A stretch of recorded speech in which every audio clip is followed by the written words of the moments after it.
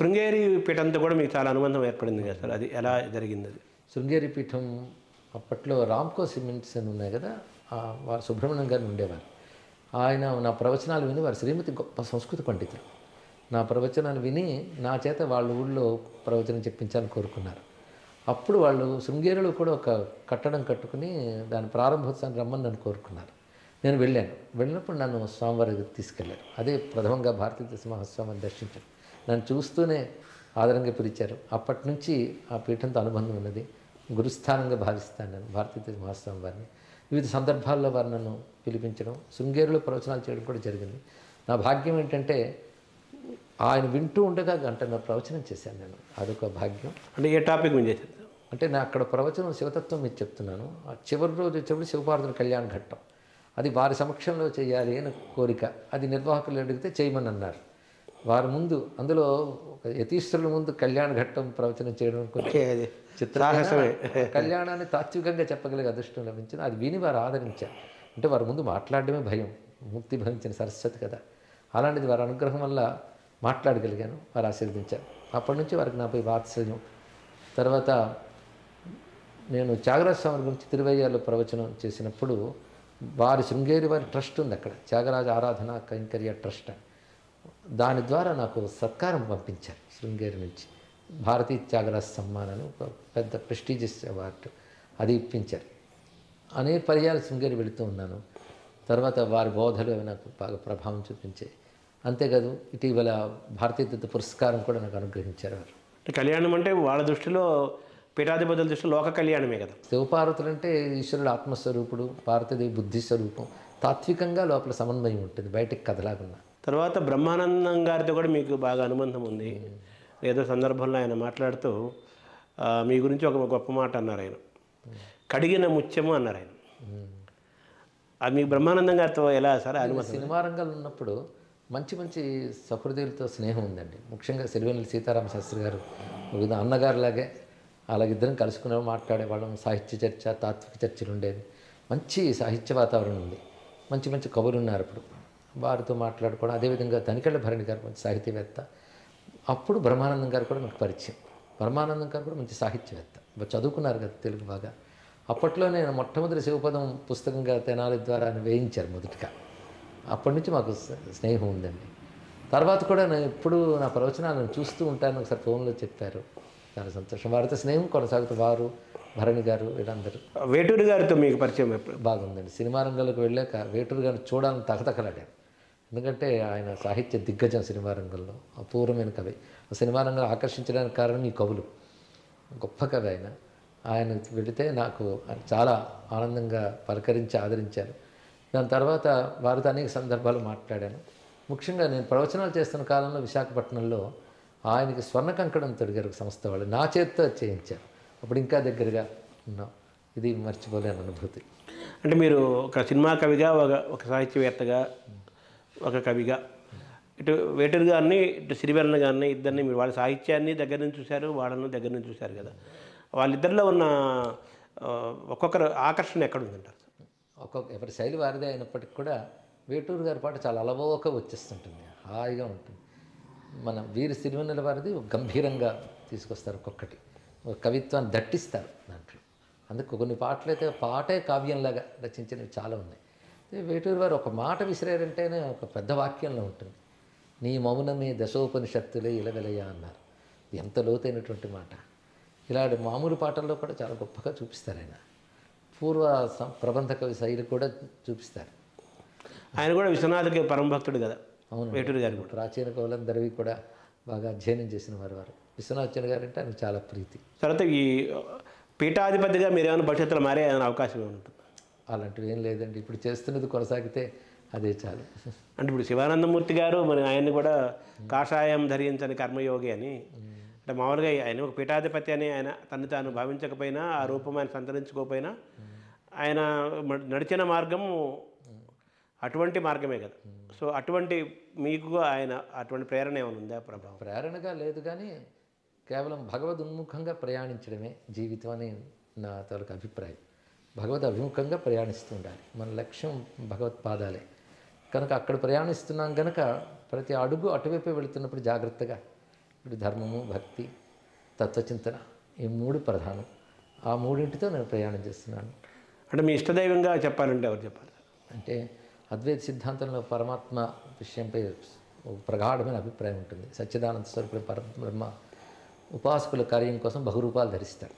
ఇష్టదైవం అనేది పూర్వజన్మ లక్షణాలు బట్టి, జీవలక్షణం బట్టి ఏర్పడుతుంది. అలా నా పరమేశ్వరుడు సదాశివుడు అంటే ఇష్టదైవం చాలా. శివుడు. అవునండి, శివుడు నాకు ఇష్టదైవం. తర్వాత మీరు లలితాదేవి ఇది కూడా మీకు ఎక్కువ అమ్మకి ఎక్కువ మీ వాక్కులో అమ్మ శబ్దం ఎక్కువ వినిపిస్తుంది. పక్క ఆంజనేయ స్వామి ఇది కూడా మీకు అనిపిస్తుంటుంది.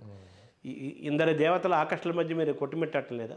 లేదండి, ఎందుకంటే మన సంస్కృతిలో పరతత్వం ఒక్కటే, సచ్చిదానంద బ్రహ్మం. అందుకే ఉపాసకానాం కార్యార్థం బ్రహ్మణో రూపకల్పన అన్నట్లుగా ఒకే పరబ్రహ్మం ఉపాసకుల కోసం బహురూపాలు ధరిస్తుంది. అందుకే నేను ప్రధానంగా శివభక్తుడైనా రాముడన్నా కరిగిపోతా, కృష్ణుడన్నా తన్మయుడిని అవుతాను. అదేవిధంగా మన సనాతన ధర్మంలో వేదం ప్రతిపాదించిన దేవతలందరి పట్ల నాకు భక్తి ఉన్నదండి. ఒకే స్పందన లభిస్తుంది వారి గురించి తలుచుకుంటే. సబ్కా మాలిక్ ఏక్ హై అన్నట్టు. అవునండి, మన సహజంగా మన తత్వచింతనే అది కదా. ఇది మన సంప్రదాయ మార్గమే. వ్యాసుడు, శంకర భగవత్పాదులు వారందరూ ఈ మార్గంలో వెళ్ళిన వారే. అయితే ప్రధానంగా నాకు శ్రీ విద్యలో ప్రవేశం వచ్చిన తర్వాత అమ్మవారి ఆరాధన. నాకు చిన్నప్పటి నుంచి అమ్మ అంటే చాలా భక్తి. శివుడు శక్తి వేరనే భావన నాకు లేదు. శివశక్తి ఐక్య రూపమే. అందుకే కొందరు అంటారు నువ్వు శాక్తేయులో శైవులు అని. శివశాక్తేయులో ఉంటాను. ఇప్పుడు మీరు ఇందాక చెప్పుకుంటూ వచ్చారు ఈ సంస్కృత భాషుడు అవన్నీ, తర్వాత మన శ్రీహర్షుడు చెప్పుకుంటూ వచ్చారు కదా, మురారి, ఇలా తర్వాత ఆదిశంకరాచార్యుల్ని మీరు ఎలా చూడాలి? ఆయన్ని మనం మహాకవిగా చూడాలా, మహర్షిగా చూడాలా, శివుడిగా చూడాలా, ఎలా చూడాలి? 1000 పడగల విశ్వనాథ వరకు మాట అంటారు, ఆదిశంకరులు మించిన కవి లేరని. అది నిజమే, గొప్ప కవి ఆయన. అయినప్పటికీ దాన్ని మించి తత్వవేత్త ఆయన. కవిత్వం పైది తత్వం. తత్వవేత్తగా నా శిఖరం అందుకున్న తర్వాత తత్వవేత్తగానే మనందరం చూస్తున్నాం. కనుక ఆయన గొప్ప కవి, గొప్ప తత్వవేత్త. పైగా తత్వాన్ని కవిత్వంలో చూపిస్తారు, కవిత్వాన్ని తత్వంగా ఆవిష్కరిస్తారు. అందుకే ఆదిశంకరుల ప్రభావం ఇటు వాంగ్మయంపై, తత్వచింతనపై, రెండిపై ఉంటుంది మనకి. ఆదిశంకరులు అనగానే ఒక ఆవేశం వస్తుంది మాకు. ఆయన గురువు, సంపూర్ణమైన గురువు, జగద్గురువు. జగద్గురువే. కవిగా చూడాలంటే ఆయన ఎలా చూడాలంటే? కవిగా చూడాలంటే ఆయన కనకధార స్తోత్రం మొదలుకొని ప్రతి దాంట్లో ఆ కవితారూపమైన అభివ్యక్తి ఉంటుంది. కవిత్వానికి ప్రధానం రసం, వాక్యం రసాత్మకం, కావ్యం. ఆ రసానుభూతి కలిగించే ఔచిత్యవంతమైన శబ్దాలు గొప్ప కవిత్వం అవుతుంది. ఆ దృష్టికోణంలో చూస్తే ఆయన కనకధార స్తోత్రం కానివ్వండి, చిన్నప్పుడు చదివిన స్తోత్రం, 5-6 ఏళ్ల వయసు, దానిలో కానివ్వండి, భవానీ భుజంగంలో కానివ్వండి, ఇంకా సౌందర్యలహరి, శివానందలహరి ఇవి చెప్పక్కర్లేదు. ఇంకా దక్షిణామూర్తి స్తోత్రం అన్ని తత్వగంభీరంగా రచించారు. పైగా సంగీతాత్మకమైన పదములతో ఉంటాయి వారు. వింటూ ఉంటే నితాంతకాంతదంతకాంతి మంతకాంతకాత్మజం అంటూ.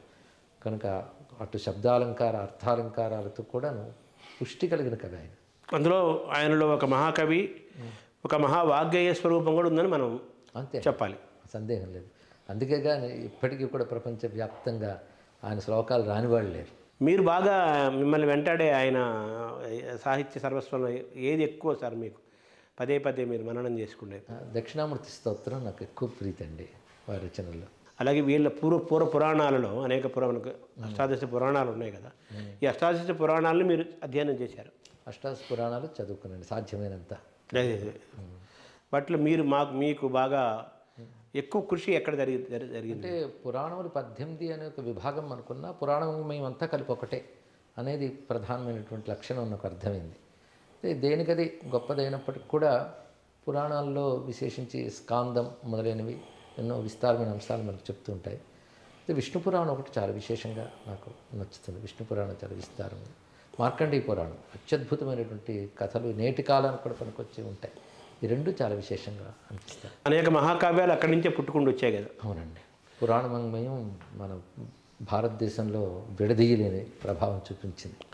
ఋషులు ఇప్పటికీ ఉన్నారు, ఎందుకంటే కల్పాంతంలో ఉండే ఋషులు కూడా ఉంటారు, మళ్ళీ కల్పాదిలో తిరిగి వచ్చే వశిష్ఠాది మహర్షులు కూడా ఉంటారు. నేటికి భారతదేశంలో లెక్కలేనంత మహర్షులు ఉన్నారు. మార్కండేయాది ఋషులు, అగస్త్య మహర్షి, వీరు ఇప్పటికీ ఉన్నారు, అందులో సందేహం లేదు. అంటే ఈ ఋషిపీఠం అనే శబ్దం అది శాశ్వతమైన శబ్దం, కాలాతీతమైంది. అవునండి, ఋషి దర్శనాత్ అని తపశ్శక్తి చేత అతీంద్రియ దృష్టితో వాళ్ళు ఏ సత్యాలు గోచరిస్తాయో వాటిని మనకు ఆవిష్కరిస్తారు. వాళ్ళు ఋషులు. ఆ ఋషులు ఇచ్చిన సంస్కృతే మన సంస్కృతి. అందుకే మన సంస్కృతి ఆర్ష సంస్కృతి అని పేరు. వేదం, పురాణం, ఇతిహాసం ఇవన్నీ కూడా ఋషులు దర్శించి ఇచ్చినటువంటి వాంగ్మయం. మన ధర్మం అంతటికి పేరే ఋషి ధర్మం, అదే ఆర్షధర్మం. అలా ఋషుల భూమి కనుక ఇది ఋషిపీఠం. 2 రకాల పరాయి దాడుల వల్ల మనకి ఉన్న గ్రంథాలు అసలు తగలబెట్టారు, గ్రంథాలయాలు ధ్వంసం చేశారు. ముఖ్యం ఈ ధర్మాన్ని రూపమాపాలను వాళ్ళు చేసిన అకృత్యాలు మనం చాలా కోల్పోయి, తర్వాత మన ధర్మం మనం బ్రతకడం కూడా కష్టమైన కాలాన్ని వాళ్ళు సృష్టించారు. అలా బ్రతికే వాళ్ళని ప్రాణాలు తీసేవారు, వాళ్ళ ధర్మంలోకి మారకపోతే హింసించేవాళ్ళు. దానితో కొంతమంది ప్రాణరక్షణ కోసం మారిపోయిన వాళ్ళు ఉన్నారు, కొందరు ప్రాణాలైనా త్యాగం చేసిన వాళ్ళు ఉన్నారు. అలా మనం ఎన్నో కోల్పోయాం. అయినప్పటికీ ఋషులు సత్యాన్ని మనకి ఇచ్చారు కనుక దాని బలం ఎంత గొప్పగా ఉందంటే కోల్పోయినా మిగిలినవి కూడా చాలా విస్తారంగా ఉన్నాయి. కనుక ఇది ఎప్పుడూ నశించదు, కానీ మనం కాపాడుకోవాల్సిన అవసరం ఉంది. ఎప్పుడు నశించదు కదా అని నిబ్బరంగా ఉండడానికి లేదు, కానీ మనం ఎప్పటికప్పుడు తెలుసుకుంటే తెలియజేయాల్సిన విషయం మాత్రం ఉంది.